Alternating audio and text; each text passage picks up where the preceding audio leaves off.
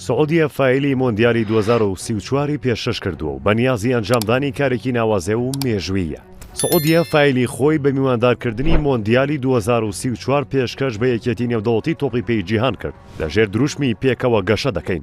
لە فایلەکەدا پلانی سعودیە بۆ میوانداریکردنی گەورەترین چالاکی تۆپی پێ لە جیهاندا باس کراوە. بەو پێش یاریەکان لە 5 شاری سەرەکیدا بڕێوە دەچن کە بریتیە لە ڕیازی پایتەخت کە هەژ یاریگا لە خۆ دەگرێت و شارەکانی جەددا، خوبەر، ئەبە، نیۆم. ئەم شارانە 15 یاریگای پێشکەوتوو لە خۆ دەگرن.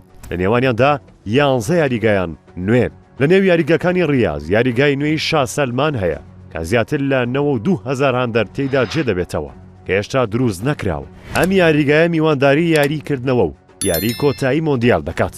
هەروەها دەبێتە یاریگای سەرەکی هەڵبژاردەی سعودیە. دوو یاریگای تریش بریتیە لە یاریگاکانی شازادە محەممەد بن سەلمان لە شاری قدیە و یاریگای شاری وەزشی شافەت کە ژمارەی کورسیەکانی پاش نۆژەنکردنەوە دەبێت بە 7,000.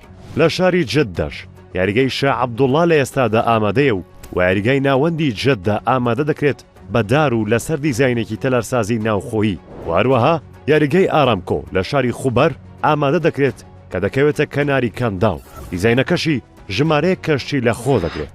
شێوەیە و سوڕانەوەیە وەردەگرێت کە لە هاویندا لە کەناراوەکاندا دەردەکەوێت. لە باشووریش یاریگای زانکۆی مەلیک خالید لە شاری ئەبها ئامادەیە، بەڵام ژمارەی کورسیەکانی زیاد دەکرێت و هەر بەپێی فایلەکەی سعودیە یاریگای نیۆم کە دەکەوێتە بەرزی زیاتر لە 350 مەتر دیارترین یاریگای تۆپی پێ دەبێت لە جیهاندا. سەرچاوە سەرەکیەکانی دامیکردنی وزەی یاریگاکان بریتین لە هەردوو وزەی با و وزەی خۆر. ئەوەش بازدانێکی گەورە لە ئاستی یاریگاکانی تۆپی پێدا دادەنرێت. هەر بەپێی پلانەکە زیاتر لە 230,000 ژووری هۆتێلی VIP بۆ شاندەکانی فیفا هەڵبژاردە بەژواردوەکان ئامادە دەکرێت. هەروەها 132 بارەگای مەشق و ڕاهێنان لە 15 شار ئامادە دەکرێت. لە نێوانیاندا 72 یاریگا بۆ کەمپی مەشق و ڕاهێنان دیاری کراوە، جگە لە 2 بارەگای مەشق و ڕاهێنان بۆ ناوبژیوانان.